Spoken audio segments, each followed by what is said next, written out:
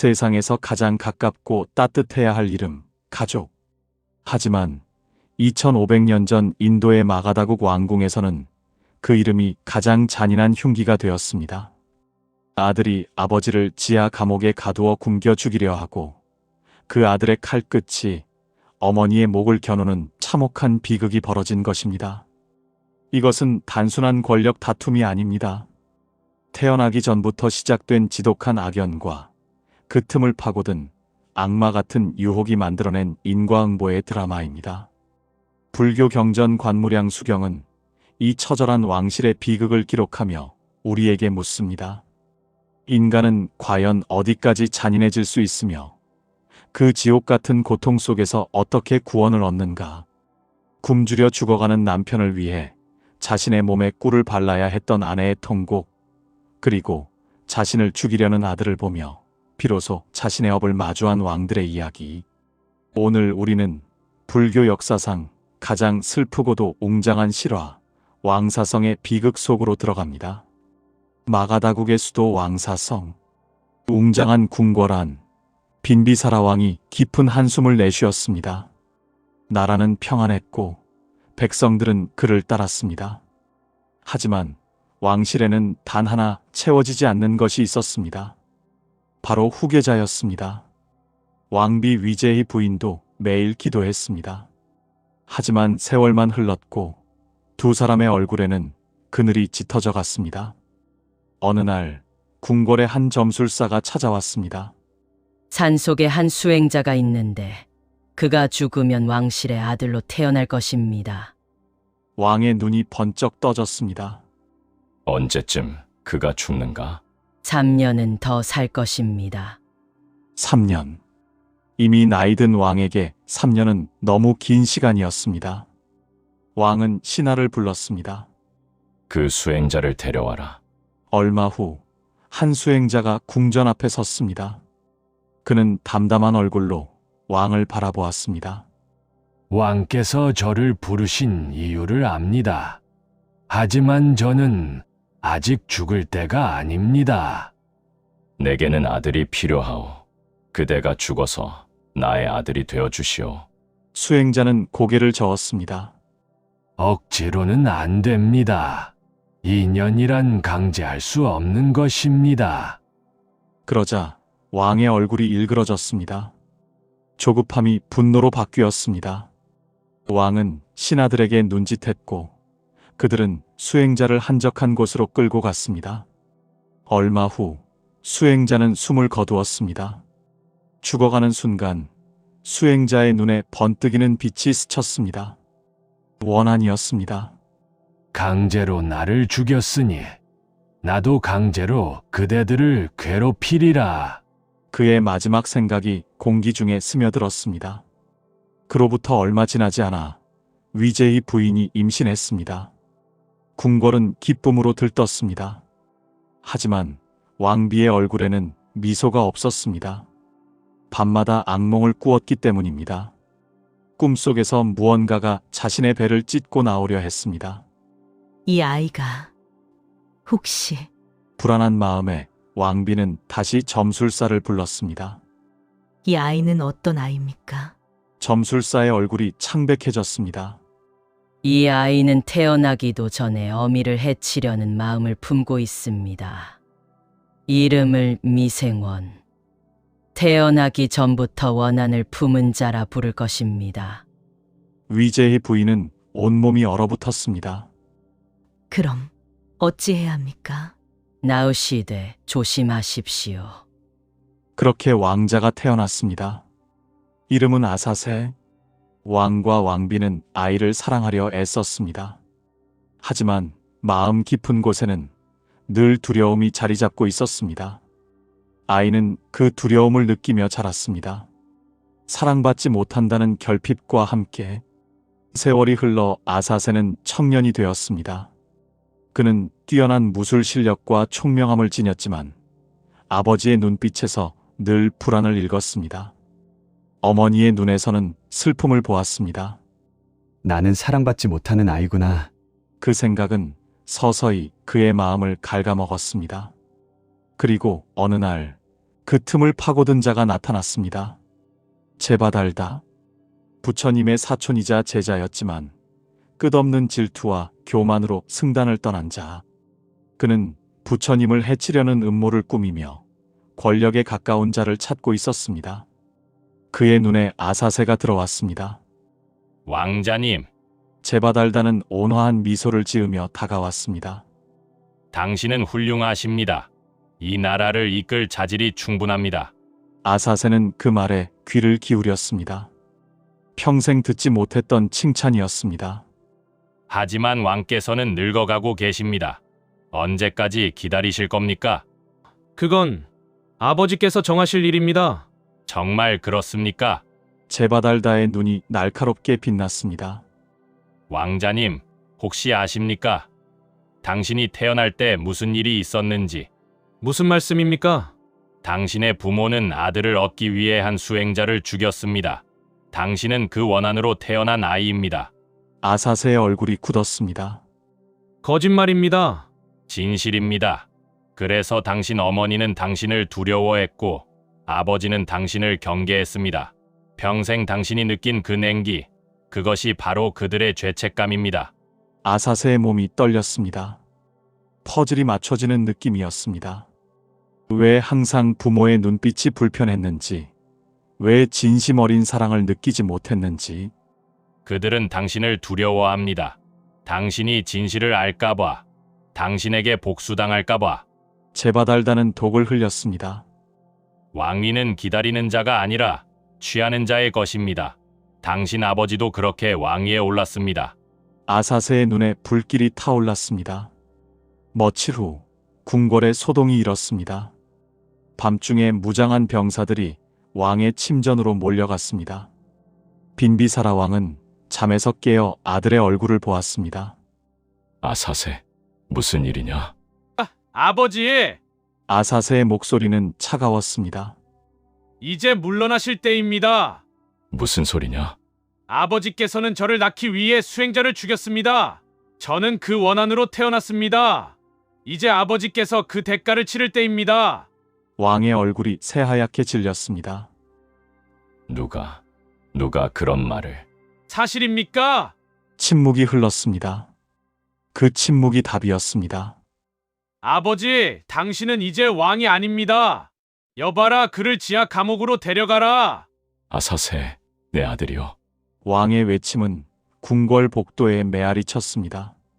병사들이 왕을 끌고 갔습니다. 7겹의 벽이 둘러싸인 지하 감옥으로. 아사세는 명령했습니다. 신하들이 떨리는 목소리로 물었습니다. 그럼 왕께서는 굶어 죽을 것이다. 궁궐은 공포에 휩싸였습니다. 위제희 부인은 그 소식을 듣고 쓰러질 뻔했습니다. 왕께서 감옥에. 그녀는 즉시 아들을 찾아갔습니다. 아사세, 제발 아버지를 풀어주거라. 어머니, 물러나십시오. 왕이기 전에 내 아버지시다. 저 사람은 나를 이용했을 뿐입니다. 더 이상 말씀하지 마십시오. 아사세는 뒤도 돌아보지 않고 나갔습니다. 위제희는 그 자리에 주저앉았습니다. 어찌해야 하나. 어찌해야. 그녀는 밤새 궁리했습니다. 감옥에 갈 수 없다면 다른 방법을 찾아야 했습니다. 다음 날 새벽 위제희는 결심했습니다. 그녀는 향수를 뿌린 물로 목욕제계를 했습니다. 온몸을 깨끗이 씻었습니다. 그리고 부엌으로 갔습니다. 꿀을 가져오너라. 그리고 보릿가루도. 시녀들이 의아해하며 가져왔습니다. 위제희는 꿀과 보릿가루를 섞어 반죽처럼 만들었습니다. 그리고 그것을 자신의 몸에 발랐습니다. 팔에, 다리에, 몸 구석구석에. 마마, 무엇을? 조용히 하거라. 그녀는 그 위에 화려한 겉옷을 걸쳤습니다. 아무도 몸에 바른 것을 눈치채지 못했습니다. 감옥으로 가겠다. 하지만 왕자님의 명령이. 나는 왕비다. 남편을 보는 것은 당연한 권리다. 경비병들은 어쩔 수 없이 그녀를 들여보냈습니다. 지하 감옥은 어둡고 축축했습니다. 썩은 냄새가 진동했습니다. 위재희는 어둠 속을 더듬어 갔습니다. 여보, 나 여기 있어. 구석에서 희미한 신음소리가 들렸습니다. 빈비사라왕이었습니다. 며칠 굶은 탓에 뼈만 앙상하게 남았습니다. 제가 왔습니다. 위재희는 떨리는 손으로 겉옷을 벗었습니다. 그리고 자신의 팔을 남편의 입 가까이 가져갔습니다. 이것을 드십시오. 왕은 어둠 속에서 아내의 팔을 더듬었습니다. 무언가 끈적한 것이 묻어 있었습니다. 그는 혀로 핥았습니다. 아, 이 맛은. 달콤한 맛이 입안에 퍼졌습니다. 꿀과 보릿가루입니다. 드십시오. 살아계셔야 합니다. 왕의 눈에서 눈물이 흘렀습니다. 미안하오. 미안하오. 말씀하지 마십시오. 드시기만 하세요. 위재희는 매일 그렇게 했습니다. 목욕을 하고 온몸에 꿀과 보릿가루를 섞어 바른 뒤 화려한 옷으로 감추고 감옥으로 갔습니다. 남편은 아내의 몸에 묻은 음식을 핥아먹으며 목숨을 이어갔습니다. 하지만 오래 갈 수는 없었습니다. 얼마 후 감옥 경비가 이상함을 눈치챘습니다. 왕이 죽지 않는다. 분명 굶기고 있는데. 그들은 위재희를 감시했고 마침내 진실을 알아냈습니다. 왕비께서 몸에 음식을 묻혀 오셨습니다. 보고를 받은 아사세는 경노했습니다. 뭐라고? 그는 칼을 들고 어머니의 처소로 달려갔습니다. 위재희는 아들의 살기 어린 눈을 보았습니다. 어머니, 어찌 나를 배신하십니까? 아사세, 저 사람은 내 아버지다. 굶겨 죽일 수는 없다. 아버지, 나를 도구로 쓴 자를 아버지라 부르라고? 아사세는 칼을 번쩍 들어 올렸습니다. 칼끝이 어머니의 목을 향했습니다. 그 순간 신하 한 명이 뛰어들었습니다. 왕자님, 안 됩니다. 또 다른 신하가 외쳤습니다. 역사를 보십시오. 왕위를 빼앗기 위해 아버지를 죽인 왕은 있었습니다. 하지만 어머니를 죽인 왕은 단 한 명도 없었습니다. 만약 왕비님을 죽이신다면 왕자님은 역사상 최악의 페류나가 되실 것입니다. 아사세의 손이 떨렸습니다. 칼이 바닥에 떨어졌습니다. 그는 비틀거리며 뒤로 물러났습니다. 어머니를 깊은 궁에 가두어라. 밖으로 나오지 못하게 하라. 그렇게 위재희도 갇혔습니다. 왕도 왕비도 모두 감옥에 갇힌 것입니다. 깊은 궁에 홀로 갇힌 위재희 부인. 남편은 굶주려 죽어가고 아들은 자신에게 칼을 겨눴습니다. 그녀는 차가운 바닥에 엎드려 멀리 영축산에 계신 부처님을 향해 울부짖었습니다. 세존이시여, 제가 무슨 죄를 지었기에 이런 지옥 같은 세상에 태어난 것입니까? 제발 저를 이 고통이 없는 곳으로 데려가 주십시오. 그녀의 간절한 기도가 닿은 순간 어두운 방 안에 눈부신 빛이 감돌며 부처님이 나타나셨습니다. 부처님은 슬픔에 잠긴 위재희에게 수많은 불국토를 보여주셨고 그중 가장 평화로운 극락세계를 가리키셨습니다. 위제이여, 저곳은 고통도 미움도 없는 아미타불의 땅이다. 부처님은 그곳에 태어날 수 있는 방법, 즉 마음을 집중하여 관찰하는 16관법과 중생의 근기에 따른 구품왕생의 가르침을 설하셨습니다. 비로소 위재희는 깨달았습니다. 지금의 고통은 잠시 머무는 꿈일 뿐이며 마음을 어디에 두느냐에 따라 이곳이 바로 극락이 될 수 있음을. 그녀는 비록 몸은 갇혔으나 매일 극락을 소망하며 평온 속에서 수행을 이어갔습니다. 어머니가 고요한 평화 속에서 수행하는 동안 왕좌에 앉은 아사세는 여전히 불안과 증오 속에 살고 있었습니다. 그러던 어느 날 아사세의 아들이 열병을 앓게 됩니다. 고통스러워하는 아들의 발가락 종기를 입으로 직접 빨아 고름을 내던 아사세는 신하로부터 충격적인 이야기를 듣게 됩니다. 선왕 빈비사라 폐하께서도 왕자님이 어릴 적 부스럼이 나자 차마 칼을 대지 못하고 입으로 그 고름을 다 빨아내셨습니다. 그 순간 아사세의 심장을 찌르는 듯한 깨달음이 찾아왔습니다. 자신이 굶겨 죽이려 했던 아버지가 사실은 자신을 그토록 지독하게 사랑했음을 알게 된 것입니다. 아사세는 미친 듯이 지하 감옥으로 달려갔습니다.